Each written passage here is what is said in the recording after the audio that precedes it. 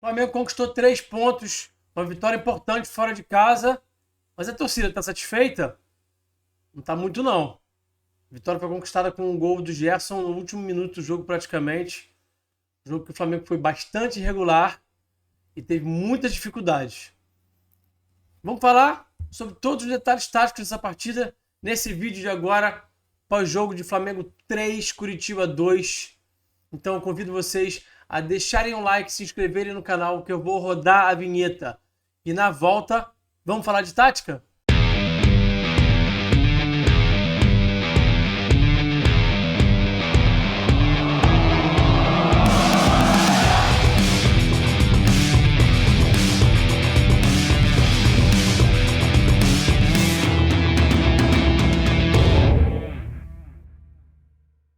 Pessoal, antes da gente seguir com o conteúdo, só aquele recadinho rápido de sempre. Considere a possibilidade de virar membro do canal Falando de Tática. Clica no link da descrição, ou então clica aqui em Seja Membro, em algum lugar aqui embaixo, e você vai ter lá os planos e as contrapartidas também, que você vai receber de volta, claro, né? Os benefícios como membro do canal. Estou fazendo transmissão tática dos jogos, está sendo bem legal. Tem um chat também que a gente conversa no WhatsApp. E o debate está em altíssimo nível, está muito legal. Então não perde tempo. Merrequinha por dia você vai pagar e vai ajudar bastante o canal aqui a crescer, tá bom? Então vamos lá para o conteúdo, sem enrolação. Curitiba foi a campo com uma mudança só em relação ao time que a gente tinha visto nas prévias aí dos principais portais de notícia. A entrada do Edu no lugar do Diogo Oliveira. O Edu, aquele jogador que foi do Cruzeiro em 2022, estava na Arábia. Estava um tempão parado, teve contusão, e o Curitiba manteve essa estrutura aí do 4-1-4-1 do técnico Thiago Kozlowski. Como é que o Flamengo foi a campo? O Flamengo voltou a jogar no 4-3-1-2. O São Paulo repetiu a estrutura e praticamente repetiu a escalação do jogo contra o Grêmio. Então o Flamengo só fez uma mudança. O Wesley no lugar do Varela. O Wesley estava suspenso no jogo contra o Grêmio. Ele manteve o Felipe Luiz. O Flamengo jogou com o Matheus Cunha, Wesley, Fabrício Bruno, Léo Pereira e Felipe Luiz. Pulgar, Gerson, Vitor Hugo, Arrascaeta, Bruno Henrique, Gabriel Barbosa, o Gabigol. E essa estrutura do 4-3-1-2, né? De novo com esse tripé de meio e o Arrasca sendo esse cara por trás dos dois atacantes com muita liberdade. Esse sistema potencializa bastante o Arrascaeta. Vamos falar bastante sobre isso. E também vamos falar sobre essa escalação do Felipe Luiz, que ninguém imaginava que ele fosse repetir a escalação do Felipe. E o Felipe acabou sendo um personagem dessa partida, né? Quando o Flamengo entrava em último terço, privilegiava muito o jogo pelo lado esquerdo do campo. O Flamengo usou bastante esse setor. Então o Gerson fazia esse movimento de dar amplitude por ali. O Bruno Henrique também se aproximava. O Felipe Luiz ficava às vezes na base da jogada. Esses jogadores trocavam muito espaço por ali. O Arrascaeta também aparecia para ser opção de passe, para vir se associar. E esse foi o lado mais usado pelo Flamengo na partida. Tem o mapa de calor comprovando, né, como é que o Flamengo usou muito esse lado do campo para construir essa jogada de ataque em último terço. Aqui mais uma vez, 1 minuto de jogo, né? A gente podendo comprovar exatamente o Flamengo colocando muita gente desse lado, o Felipe, você está vendo ali o Arrascaeta, o Gerson, o Bruno Henrique um pouco mais por dentro nesse momento, mas em alguns momentos ele também apareceu fazendo esse movimento de dentro para fora, para aparecer ali naquele setor do lado esquerdo. A gente também vai falar bastante sobre isso. E hoje a análise tem muita imagem, muito vídeo. Hoje vai ser uma análise de muito vídeo, então fica aqui, porque já vai rolar imagem, já vai rolar vídeo. Já deixou seu like? Não esquece de deixar o like. Então, vamos seguir. E baixava o bloco como? Nessa estrutura aqui, né? De 4-4-2, o Bruno Henrique e o Gabi sobrando mais na frente. E aí, o detalhezinho dessa estrutura de marcação de bloco baixo é que acaba que o Arrascaeta fica um pouco numa região do campo que não me agrada tanto, nessa segunda linha, próximo do volante, tendo que fechar a entrada da área, corredor central, que é algo que ele não está tão habituado a fazer. O Gerson fecha o lado esquerdo, e isso também tem sido um problema. Eu vou falar bastante sobre isso também durante esse vídeo. Aqui uma estatística rápida, né, para a gente poder seguir para os vídeos. Me chamou a atenção o Flamengo finalizando 16 bolas ao gol. O Flamengo voltando a finalizar um pouquinho mais. O Flamengo tem em média 12,7 finalizações por jogo. E ontem finalizou 16 vezes. Acabou sendo premiado, né, ao final do jogo por arriscar mais, por finalizar mais. Bom, já vamos para as imagens. Eu falei no pré-jogo, né, que uma situação que o Flamengo poderia obter vantagem seria explorar o lado desse volante do 4-1-4-1 que fica sozinho nesse entrelinhas, né? O Flamengo poderia ter um jogo interior, um jogo por dentro, explorando o lado do volante ou as costas dele também, né? Tentar dividir referência, usar as costas, deixá-lo em dúvida para tentar obter vantagem, né? Esse lance aqui é o segundo em que o Flamengo consegue esse tipo de jogada. Já tinha tido uma situação anterior parecida. O Gabriel tentava ocupar muito esse setor também, junto com o Arrascaeta, para deixar esse volante, o Fran Sérgio, em dúvida. E nesse lance aqui, foi o segundo lance desse tipo, o Gerson consegue achar o Arrasca aqui no entrelinhas e ele finaliza por cima do gol. Então, claramente havia essa orientação de jogar muito pelo lado esquerdo, explorar um pouco o fato do Robson ser um jogador, um atacante de ofício, um cara que não está tão acostumado a defender em corredor lateral, empurrar o Robson para trás, deixar ele desconfortável, jogar bastante por aquele lado ali com o Gerson, com o Bruno Henrique, e também tentar o corredor central em alguns momentos, se associar, arrastar o Fran Sérgio para fora das entrelinhas, e mesmo que ele estivesse ali, colocar bastante gente ali para deixá-lo em dúvida e finalizar. Então a ideia era essa, e o Flamengo já fazia isso desde o início do jogo. Bom, aqui o lance que origina o pênalti, né? Aliás, pênalti que na minha opinião não foi, né? Não sei o que vocês acham, comenta aqui, mas para mim tá bem claro que o Robson chuta a perna do Felipe e cai no chão, e aí mesmo com VAR não teve jeito, a bola foi para a marca da Cal, o Robson bateu, vocês já sabem o que aconteceu, o Curitiba abriu o placar nesse lance. Gente, existe um problema para mim em relação a essa questão do Felipe, eu falei sobre isso inclusive no jogo contra o Atlético Mineiro e no jogo contra o Olímpia, porque essas situações aconteceram e agora aconteceram de novo. O Felipe está muito vulnerável, o Felipe notadamente é um jogador que nunca foi muito forte em correr para trás. E agora então, com 38 anos, fica mais difícil ainda. Não é um atleta veloz, não é um atleta que tem como característica recuperar as costas. Então, se você vai ter o Felipe em campo, no caso do Sampaoli, né, quer escalá-lo, há que se ter um cuidado com a situação dele não ficar vulnerável, há que se ter uma proteção. Então, primeiro de tudo, acho que tem pouca pressão no portador da bola, que o Flamengo tem sido um time pouco intenso sem bola, muita bola descoberta, e aí a bola fica descoberta, fica mais propício a acontecer esse tipo de situação que a gente está vendo aqui agora.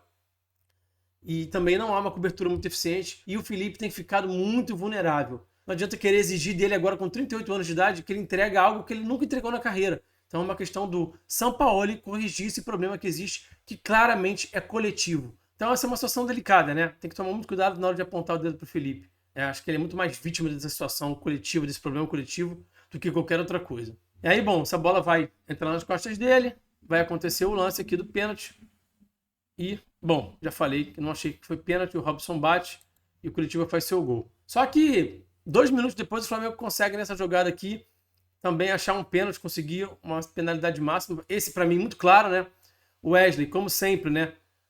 Atacando o espaço. O Wesley tá escondidinho aqui atrás de mim, né? Dá para ver só a cabecinha dele aqui. Nesse momento aqui houve uma troca entre o lateral, o Jamerson, e o extremo, que é o meia, né, que joga de extremo pela esquerda, que é o Marcelino. O Wesley se aproveitou de estar no 1 contra 1 com o meia, né, e não com o lateral. O lateral está mais acostumado a cobrir as costas, correr para trás.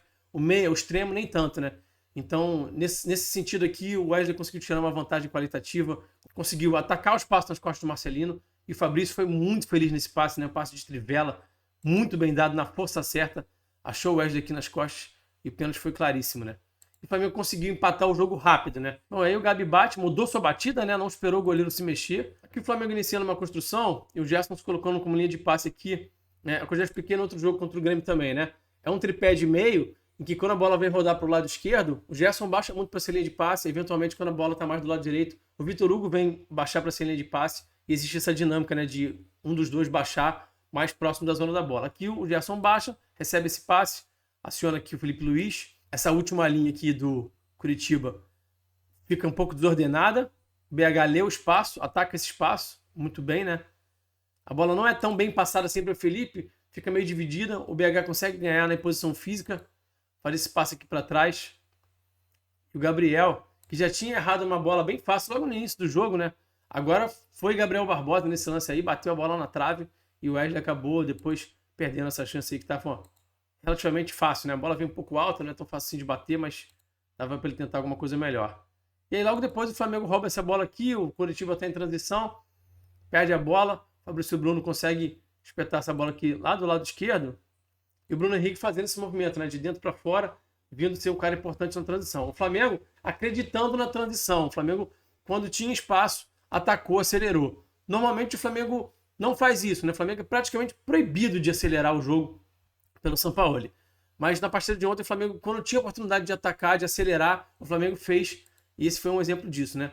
O BH ficou no contra 1 aqui, ganhou a jogada, vai ganhar de mais um jogador aqui. né? Impressionante a força que ele tem, a potência que ele tem, a capacidade que ele tem de ganhar 1 contra 1. O Bruno Henrique nem parece que teve uma lesão gravíssima no joelho, né? Impressionante como esse jogador é eficiente, como ele é decisivo, como ele é eficaz, né? E aí ele faz esse cruzamento aqui de esquerda também, muito importante, né? O Bruno tem muita variedade nesse 1 contra 1. Então ele faz para dentro para finalizar, mas também faz para fora, para profundidade, para cruzar de esquerda. E o Vitor Hugo, né? Que é um cara que consegue estar bem presente nessa bola aérea, é um cara alto, tem boa impulsão, tem boa visão de jogo. Vocês lembram daquela assistência que ele deu pro Lázaro uma vez no jogo contra o São Paulo? Foi bem parecido com essa, né? Percebe o companheiro livre, percebe que tá difícil para ele fazer a finalização ele mesmo direto pro gol e acha o Arrasca aqui. Bela assistência, belo gol do Flamengo. E o Flamengo conseguia, então, uma situação de vantagem no placar e podia controlar o jogo. Mas não foi muito isso que aconteceu, não. O jogo ficou um pouco caótico, o Flamengo caiu um pouco nesse jogo de transição, né? E teve um pouco de dificuldade.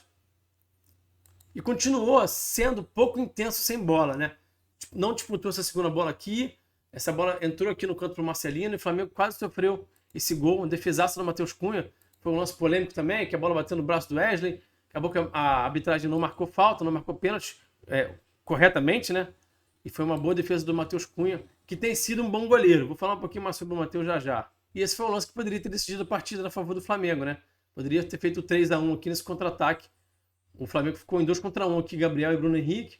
O passe do Gabriel, não é que ele foi ruim não, gente, mas ele podia ser um pouquinho mais forte para já encontrar o Bruno Henrique na passada, para já chegar batendo, né? Como ele dá essa bola um pouquinho em cima do corpo do Bruno, o Bruno tem que dominar, e aí ele perde um pouquinho de tempo, ele chuta um pouco mais pressionado, né? De qualquer forma, o Bruno tinha que ter feito esse gol, né? Tá no contra 1 contra o goleiro.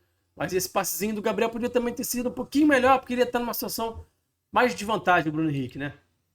E aí o Flamengo perde essa oportunidade de fazer o 3-1 e deixar o jogo do jeito que queria, né? E aí logo depois, o Flamengo tem esse lance aqui com o Gerson, que faz esse giro aqui, gira para dentro da pressão, né? Foi bem infeliz nesse giro aqui, ó. Deixa eu passar esse giro aqui de novo pra gente ver. Foi bem feliz nesse giro que ele girou para dentro da pressão. É bem verdade que ele tava sem nenhuma linha de passe evidente, então tava com pouca opção, mas ele girou para dentro da pressão, acabou dando esse passe bem errado aqui pro Pulgar, tentou Pulgar, né? Foi interceptado. E aí o Edu fica cara a cara com o Matheus Cunha, que faz essa defesaça. Tem muita gente falando que cadê o Rossi? Por que não escala o Rossi? O pessoal pegou uma raiva aí do Matheus Cunha porque ele falhou no momento decisivo. Mas assim, vamos refletir. Será que é assim que se gerencia um grupo de jogadores? Será que é assim que as coisas funcionam? Uma falha e vai para o banco? Acho que o Matheus Cunha tem muito crédito. Enfim, são várias as partidas. Se eu começar a falar aqui, vou ficar o dia inteiro falando. Jogo contra o Fluminense, jogo contra o Atlético Mineiro. Esse jogo contra o Grêmio de quarta-feira ele foi importante. Impressionante como ele está defendendo bem. Pode ser um pouco mais consistente com bola no pé? Pode, mas ele só tem 22 anos. A gente precisa lembrar disso. Então, eu particularmente, vou dar a minha opinião, não acho justo esse movimento de querer barrar o Cunha, de querer botar o Rossi. Ah, mas o Rossi foi contratado, ele veio do Boca, ele é experiente. Tudo bem. Ele tem um contrato longo, ele vai ter a oportunidade dele em algum momento. Bom, e aí, logo que o segundo tempo começa, o Flamengo perde essa bola aqui. Me chamou a atenção porque o Pulgar ficou nessa dúvida aqui. O Wesley salta a pressão, tenta fazer esse 2 contra 1. E o Pulgar vai ficar aqui dividindo essa referência, vai ficar nessa dúvida aqui. E ele acaba optando por fechar o centro da área, por fechar o corredor central, onde está a baliza, né? Acaba deixando o corredor lateral lá, ó, o jogador que está lá em amplitude, sozinho. Foi uma escolha e faz parte. Não julgo, não culpo o Pulgar. O Wesley talvez tenha sido um pouco imprudente nesse salto de pressão, mas também acho que é uma decisão que ele acabou tomando de saltar, tentar fazer um 2 contra 1. Só que na hora que a bola roda aqui, fica em amplitude, fica sozinho aqui esse jogador que faz o cruzamento. E aí tem a falha do Fabrício, o Flamengo toma o gol. E aí o anímico da partida muda completamente. O Flamengo se perde mentalmente na partida, a partida fica bastante aleatória, bastante trocação, né? O Flamengo entra na trocação. O Coritiba se enche de brio, a torcida vem junto, o time fica confiante, começa a ficar bem mais intenso sem bola, começa a fechar bem mais as linhas de passe. O Flamengo passa a ter bastante dificuldade, o jogo fica bastante aleatório, assim, fica bastante trocação. E o Flamengo fez uma segunda etapa, gente, bem abaixo. Vamos seguir aqui. E aí a gente já tem o Ribeiro e Luiz Araújo em campo, já tinha o Ayrton Lucas também.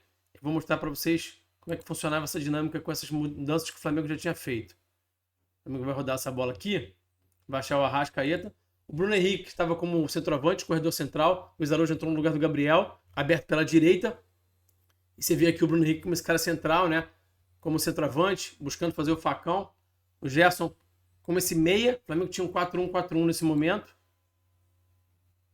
E o Ayrton Lucas também aqui, já em campo, entrou no lugar do Felipe Luiz, atacando o espaço, buscando ser importante na sua característica de ataque ao espaço, né? Nas suas características ofensivas. E aí, no finalzinho do jogo, último minuto praticamente, o Curitiba vai tentar sair nessa transição, perde essa bola, o Thiago Maia retoma essa posse aqui, consegue fazer esse passe, rodar essa bola aqui para o Luiz Araújo. O Luiz Araújo tem aqui duas linhas de passe, né? Gerson e Ribeiro, o Flamengo colocando atletas no entrelinhas, né? E o Flamengo só no final do jogo consegue voltar a se aproveitar dessa situação do volante sozinho ali no entrelinhas, coloca 3 jogadores ali, deixa o jogador em dúvida, deixa ele precisando gerir uma desvantagem, né? Precisando dividir referência, e aí essa bola entra no Gerson.